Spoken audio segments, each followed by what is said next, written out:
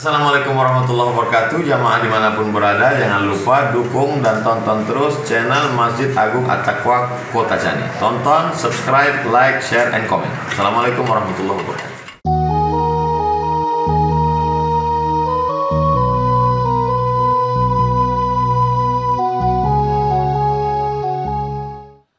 Alhamdulillah, Alhamdulillahi Rabbil Alamin, wabihi nasta'in ala umuri dunya waddin. Ashhadu an la ilaha illallah wahdahu la syarika lah, sadaqa wa'adahu wa'adad jundah. Wa ashhadu anna sayyidana wa nabiyyana Muhammadan abduhu wa rasuluh adal amanah wa balagha risalah wa abada rabbahu hatta atahal yaqin. Allahumma fassalli wa sallim wa barik ala sayyidina Muhammad. Ittaqullaha haqqa tuqatih wa la tamutunna illa wa antum muslimun. Qala Allah Ta'ala fil Qur'anil Karim, Bismillahirrahmanirrahim. Wa ma arsalna min qablika illa rijala nuhi ilaihim fas'alu ahla zikri in kuntum la ta'lamun. Al-Quran Surah An-Nahl ayat 43. Pertama-tama sekali, marilah kita bersyukur kepada Allah Malikur Rahman, Malikur Rahim, yang sampai pada saat ini telah memberikan kepada kita kesehatan jasmani dan kesehatan rohani. Dengan dua kesehatan itulah kita dapat mengayunkan tangan dan melangkahkan kaki ke tempat yang amat mulia ini, sebuah bangunan yang lebih mulia dari segala bangunan yang ada di dunia, yang kebetulan kita berada di dalam Masjid At-Taqwa Kabupaten Aceh Tenggara ini. Adapun tujuan pertama dan utama tentu sebagai memperhambakan diri kepada Allah Malikur Rahman, Malikur Rahim, bahwa kita adalah hambanya dan hanya Allah lah satu-satunya yang berhak kita sembah. Saudara-saudara sidang jamaah Jumat rahimakumullah, adapun judul khutbah kita ini adalah menyangkut dengan pemahaman Ahlus Sunnah wal Jamaah yang seharusnya kita ketahui. Saudara-saudara, perlu saya jelaskan dalam kesempatan yang baik ini bahwa sesungguhnya umat manusia, dalam sebuah sabda Rasulullah sallallahu alaihi wasallam, beliau berkata, "Sataftariqu ummati ala salasa wa sab'ina firqah." Umatku akan bercerai-berai, akan membuat kelompok sebanyak 73 kelompok, 73 firqah. Dan kesemuaan mereka itu seluruhnya masuk ke dalam neraka, illa firqatan wahidah, terkecuali hanya satu firqah saja, satu kelompok saja dari 73 firqah itu yang masuk surga. Para sahabat bertanya, "Man hum ya Rasulullah?" Siapakah mereka kelompok yang engkau sebutkan akan masuk ke dalam neraka, yang masuk ke dalam surga itu? Rasulullah menjawab, "Ma ana alaihi wa ashabihi." Itulah kelompok yang saya ada di situ dan para sahabat-sahabat saya. Saudara-saudara sidang jamaah Jumat rahimakumullah, para ulama-ulama pendahulu kita, setiap kelompok itu mempunyai ulama tersendiri. Ada 3 kelompok yang saling berpecah dan berbeda pendapat dengan kita. Saya ingin jelaskan bahwa kita ini sesungguhnya berpemahaman Ahlu Sunnah wal Jamaah, bukan Qadariyah, bukan Jabariyah, bukan Mu'tazilah, bukan Khawaris, bukan yang lain-lainnya. saya ingin jelaskan bahwa siapakah kelompok-kelompok yang terkenal dalam 3 hal. Kelompok dalam hal fikih lain orangnya, kelompok dalam tauhid berbeda orangnya, kelompok dalam akidah juga berbeda orangnya dan berbeda ulamanya. Kalau kita sebagai ahlu sunnah wal jamaah dalam hal tauhid umpamanya, maka kita berpegang teguh kepada pemahaman yang dibawa oleh Abu Hasan Asy'ari. Beliau wafat tahun 936 Hijrah di Baghdad. Harus kita berpaham dengan beliau dan beliau punya kitab yang bertebaran berkenaan dengan tauhid. Yang kedua, kelompok Abu Hasan Asy'ari. Beliau meninggal pada tahun 458 Hijrah. Mereka juga termasuk dalam kategori ahlu sunnah wal jamaah. Saudara-saudara, dalam hal akidah kita harus berpegang kepada pemahaman Imam Abu Ghazali, Imam Hamid Al-Ghazali. Beliau adalah sepemahaman atau guru kita dalam hal akidah. Beliau berumur 54 tahun, meninggal di Tusi di negara Iran, sebuah provinsi yang ada di Iran sana. Yang kedua, yang sejalan dengan kita atau pemahaman ahlu sunnah wal jamaah adalah Abu Qasim Al-Junaidi Al-Baghdadi. Beliau wafat pada tahun 540 Hijrah dan beliau adalah melahirkan sejumlah kitab yang menyangkut dengan akidah, saudara-saudara. Dalam hal fikih, saudara-saudara, yang dikategorikan sebagai fikih ahlu sunnah wal jamaah, itulah 4 mazhab yang sering kita dengar.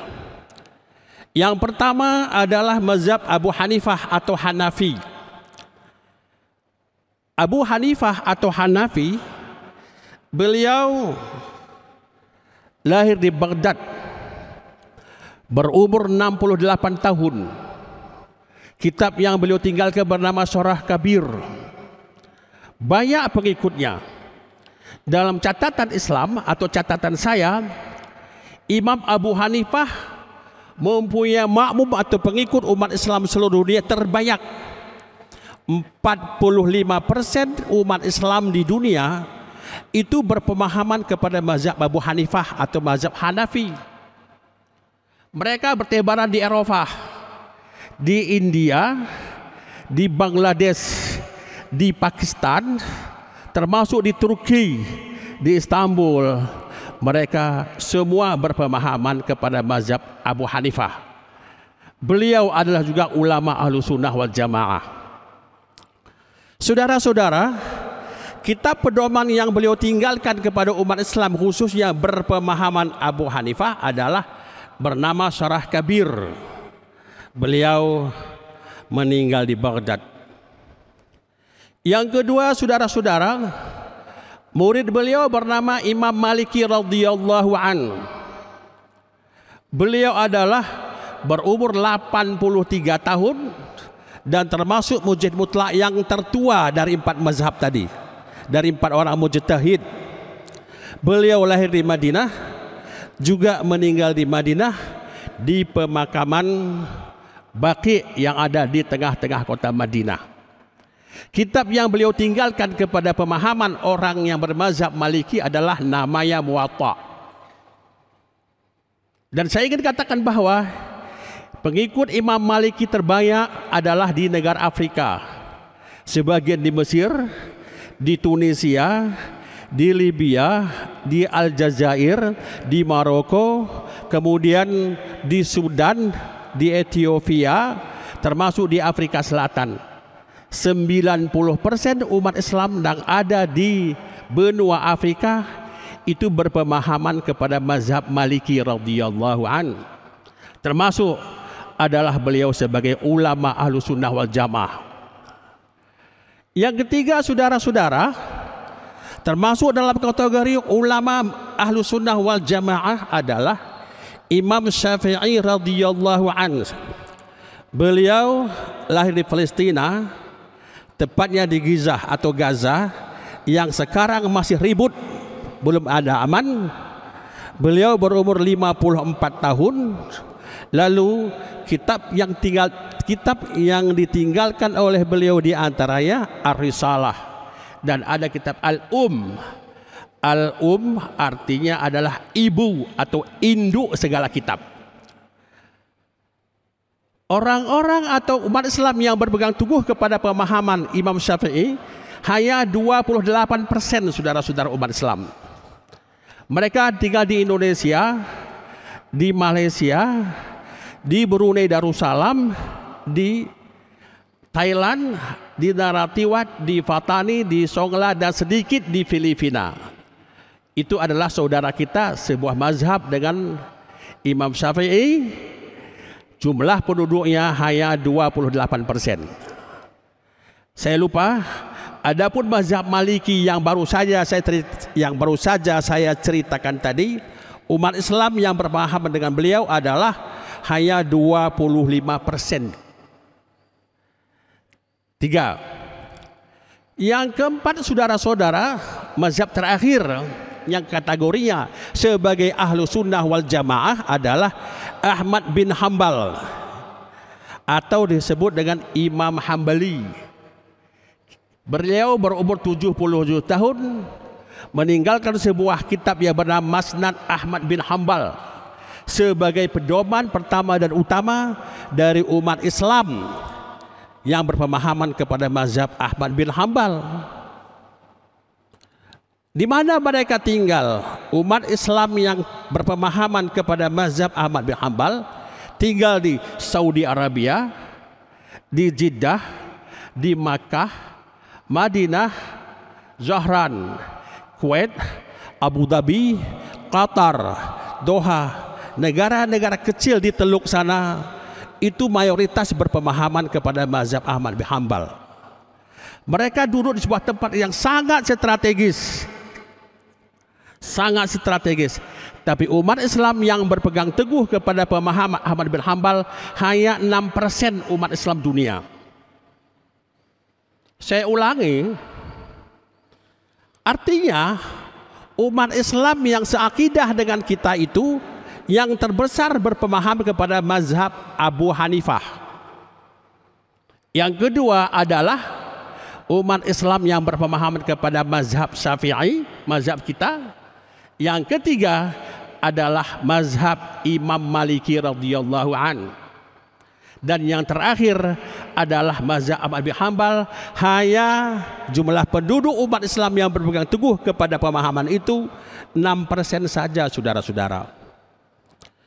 Agar lebih jelas, saya ingin menceritakan apa-apa saja perbedaan mereka dengan kita. Sebagai mazhab Syafi'i di Indonesia, khususnya di kota Canai, Aceh Tenggara yang kita cintai ini. Pertama, kalau kita menganalisa dan melihat saudara-saudara, hukum-hukum fikih yang dikarang oleh para ulama, ketika bicara soal pokoknya tidak ada berbeda pendapat. Semua hukum fikih atas pokoknya tidak ada berbeda pendapat. Contoh, kita mengakui bahwa semua mazhab salat itu wajib. Tidak ada mazhab manapun yang mengatakan tidak wajib. Tapi ketika eksekusi salat, hendak dilakukan salat, di sini mereka khilafiyah, terjadi khilaf, terjadi berbeda pendapat. Imam Abu Hanifah begitu mengatakan Allahu Akbar, tangannya ada di atas, di bawah, tangannya ada di bawah pusat. Tangannya dia letakkan di bawah pusat. Wajib salat sama. Lalu kita tanya kepada mazhab Ahmad bin Hambal, Allahu Akbar, tangannya diletakkan di atas dada. Coba saudara-saudara lihat orang Saudi Arabia, imam-imam itu Abdurrahman As-Sudais, dan semua ulama-ulama Saudi Arabia meletakkan tangannya di atas dada. Kenapa demikian? Begitulah pemahaman mazhab Hambali. Kita Syafi'i ketika selesai mengatakan Allahu Akbar, kita meletakkan tangan di atas pusat. Sembahyang semua mereka sepakat wajib, tapi ketika eksekusi tentang salat mereka selalu berbeda. Di mana saja, hukum apa saja, baik fikihnya, baik fikih zakatnya, maupun fikih kawinnya, fikih bekerja, seluruhnya berbeda pendapat. Tapi atas nama yang pertama, pokoknya mereka sepakat. Lalu mazhab Maliki ketika mengatakan Allahu Akbar, mereka tidak meletakkan tangan di atas dada, mereka meluruskan ke bawah. Bawah saja tangannya turun, tidak letakkan ke dada. Begitulah saudara-saudara. Lalu apa yang bisa kita tangkap di sini? Bahwa perbedaan pendapat di kalangan ulama-ulama itu sah-sah saja, tidak perlu dibesar-besarkan. Imam Maliki berguru kepada Imam Abu Hanifah, tapi sejumlah pendapat tidak sama dengan beliau. Imam Syafi'i berguru kepada Imam Maliki, tapi sejumlah pendapat tidak sejalan dengan Imam Maliki. Siapa? Syafi'i sendiri. Contohnya sebagaimana saya katakan tadi, Imam Syafi'i ketika mengatakan Allahu Akbar, mereka meletakkan tangannya di atas pusat, di bawah dada. Imam Maliki sendiri tidak seperti itu. Nah, apalagi kalau kita bicara soal zakat. Katakanlah zakat fitrah, selalu ribut soal itu saja. Kenapa ribut? Karena di kalangan ulama-ulama kita pemahaman terlalu sempit, tidak membaca mazhab-mazhab yang lain. Sempit. Yang mewajibkan harus bayar dengan beras, tidak boleh dengan uang. Sementara mazhab Abu Hanifah membolehkan dengan uang. Ketika kita di Indonesia dan di Aceh Tenggara ini, saya berkeyakinan bahwa lebih bagus, lebih mudah kita bayar dengan uang. Dalilnya, yuridullah bikumul yusra wala yuridu bikumul usra. Tuhan itu ingin kamu yang mudah, tidak yang susah-susah. Itu ayat. Kalau memang bisa dibayar dengan uang, kenapa harus dengan beras? Capek, susah, apalagi kepada yang kita berikan itu kita tidak bawa beras. Yang jelas Islam ingin yang memudahkan rakyatnya, ingin memudahkan umat, ya bukan mempersulit. Dalam konteks ini saudara-saudara kita perlu maraji yang banyak, harus punya referensi yang banyak. Jangan hanya bermazhab Syafi'i saja kitab yang kita baca. Tidak salah sebagai perbandingan mazhab-mazhab yang lain, karena semua 4 mazhab tadi termasuk dalam kategori ahlu sunnah wal jamaah. Datang pertanyaan, bolehkah kita pindah mazhab? Boleh, sepanjang salah satu dari 4. Dengan catatan bahwa pertama, kalau kita membaca 2 mazhab yang berbeda, lalu kita bandingkan mazhab Syafi'i dengan Maliki umpamanya dalam sebuah kasus, menurut kita sebuah hukum baru dianggap kuat dan sahih, itu tergantung kepada kuat dalilnya, tergantung kepada kuat argumentasinya. Kalau saudara mendapati bahwa argumentasi yang dikembangkan atau jadi landasan yang dibuat oleh Imam Maliki lebih kuat daripada argumentasi yang dikembangkan oleh Imam Syafi'i, Anda wajib berpindah. Kenapa Anda berpegang mazhab Syafi'i sementara dalil lebih kuat dari lihat Maliki? Itu kan bekerja sesuatu yang tidak sejalan dengan pemikiran kita, sesuatu yang tidak sejalan dengan otak kita, sesuatu yang sejalan dengan nalar kita. Boleh, sudah tidak dilarang. Nah, begitulah kira-kira perkembangan Islam. Dan perlu dicatat bahwa tidak mutlak harus mengikuti pendapat guru. Kalaulah seandainya Imam Maliki harus patuh kepada pendapat Abu Hanifah, tentu segala-galanya sesuai dengan Abu Hanifah. Kalaulah seandainya Imam Syafi'i murid daripada Imam Abu Hanifah, murid daripada Imam Maliki, harus mengikuti tuan gurunya, tentu dia harus seperti itu. Demikian seterusnya. Kalau seandainya Ahmad bin Hanbal harus mengikuti pendapat gurunya Imam Syafi'i, tentu dia tidak bisa berpindah mazhab lain. Ini sebagai pertanda bahwa Islam tidak membatasi cara orang berpikir, sepanjang dalilnya, alasannya, argumentasinya benar dan kuat. Di dalam fikih yang kita baca saudara-saudara, itu landasannya ada dua. Pertama qat'iyud dalalah, yang kedua zanniyud dalalah. Kalau bicara soal qat'iyud dalalah, dalil sudah qat'i, sudah putus, itu tidak bisa diubah-ubah. Ada ayat yang sharih, ada hadis yang jelas, tidak boleh diubah. Tapi sepanjang itu masih dasar pemikiran, mereka para ulama-ulama berpikir, kita juga punya peluang untuk berpikir. Kenapa demikian? Perlu saudara ketahui bahwa apa yang difatwakan oleh ulama pada zaman dahulu kala tidak terlepas pengaruh lingkungan yang ada pada masa itu. Tidak terlepas saudara-saudara pengaruh lingkungan masyarakat yang ada di situ. Karena beliau juga sebagai manusia ada pengaruhnya. Tidak mungkin tidak. Dan memang tidak ada keterikatan soal itu. Jadi saudara-saudara, oleh karena itu dalam Islam sesungguhnya luas, tapi bukan bebas. Kita boleh 4 mazhab tadi punya dalil yang kuat, setelah dianalisa, dikritisi, mendapat mazhab pendapat yang lain, boleh kita berpindah ke situ. Lagi pula saudara-saudara, kenyataan di lapangan, mazhab Syafi'i berpendapat bahwa jika bersentuh kulit laki-laki dan perempuan maka batal wudu. Lalu bagaimana mungkin bagi orang yang mengerjakan umrah dan haji yang tidak bersentuh antara laki-laki dan perempuan, sementara tempat tawaf itu bercampur di antara laki-laki perempuan. Lalu bersentuh laki-laki dengan perempuan, batal wudu, berwudu lagi. Saya kira dalam asumsi saya setiap putaran itu wajib berwudu karena telah menyentuh perempuan. Bukankah itu menyusahkan? Tuhan tidak mau menyusahkan kita. Ya, tidak ada itu. Bukankah ayat yang saya katakan tadi, yuridullah bikumul yusra wala yuridu bikumul usra. Tuhan itu ingin kita yang mudah, bukan ingin yang susah. Buktinya dalam hal yang kita lakukan, jika kita musafir saudara-saudara, 4 rakaat yang kita kerjakan bisa kasar, bisa jamak, itu dalam rangka mempermudah, tapi bukan bebas.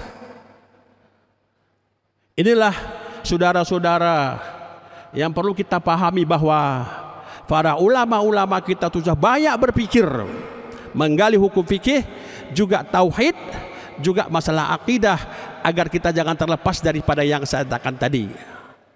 Jika kita terlepas dari yang itu, katakanlah dalam hal fikih kita pegang mazhab Abu Sauri, Abu Sufyan As-Sauri, Daud Zahiri, Auza'i, itu bukan pemahaman mazhab Ahlussunnah wal Jamaah. Kemudian dalam al-qidah kita berpegang kepada Al-Khawarij, kita berpegang kepada Syi'i atau Syiah. Itu juga bukan pemahaman Ahlussunnah wal Jamaah dalam hal akidah. Sedemikian juga dalam hal tauhid saudara-saudara. Oleh karenanya, maka marilah kita belajar memahami ini semua, sehingga kita memahami bahwa diri kita ini adalah bermazhab Syafi'i, tapi tidak salah bermazhab yang lain sepanjang kalau di mazhab yang lain itu ada dalil yang kuat, ada dalil sharih. Sebagaimana beliau juga pernah seperti itu, Syafi'i sendiri pernah seperti itu. Saudara-saudara sidang jamaah Jumat rahimakumullah, mudah-mudahan khutbah yang amat singkat ini bisa membuka wawasan kita semuanya. Akhirnya saya ucapkan barakallahu bil Qur'anil azim wa nafa'ani wa iyyakum bima fihi minal ayati wa zikril hakim wa taqabbal minni wa minkum tilawatahu innahu wal ghafurur rahim.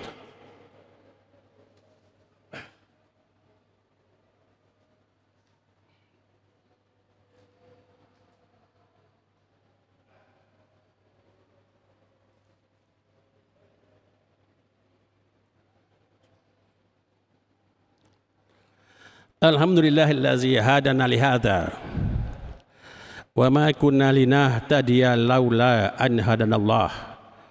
Asyhadu an la ilaha illallah wahdahu la syarikalah wa asyhadu anna sayyidana wa nabiyyana Muhammadan abduhu wa rasuluh. Allahumma fashalli wa sallim wa barik ala sayyidina Muhammad. Ittaqullaha haqqa tuqatih wa la tamutunna illa wa antum muslimun.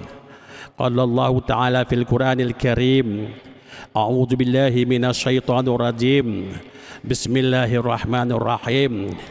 Wal 'ashri innal insana lafil khusr illal ladzina amanu wa 'amilus shalihat wa tawashaw bil haqqi wa tawashaw bis sabr. Innallaha wa malaikatahu yusholluna 'alan nabi ya ayyuhalladzina amanu shallu 'alaihi wa sallimu taslima. Allahumma fil muslimina wal muslimat wal mu'minina wal mu'minat al ahya'i minhum wal amwat. Allahumma shlih lana dinil ladzi huwa ismatu amrina wa aslih lana akhiratina allati ilaiha ma'aduna waj'al hayatan ziyaratan lana fi kulli khair waj'al mautan rahatan lana min kulli syarr. Ibadallah, innallaha ya'muru bil 'adli wal ihsan wa ita'i dzil qurba wa yanha 'anil fahsya'i wal munkar wal baghi wa la zikrullahi akbar. Assalamualaikum warahmatullahi wabarakatuh. Jamaah dimanapun berada, jangan lupa dukung dan tonton terus channel Masjid Agung At-Taqwa Kota Cani. Tonton, subscribe, like, share, and comment. Assalamualaikum warahmatullahi wabarakatuh.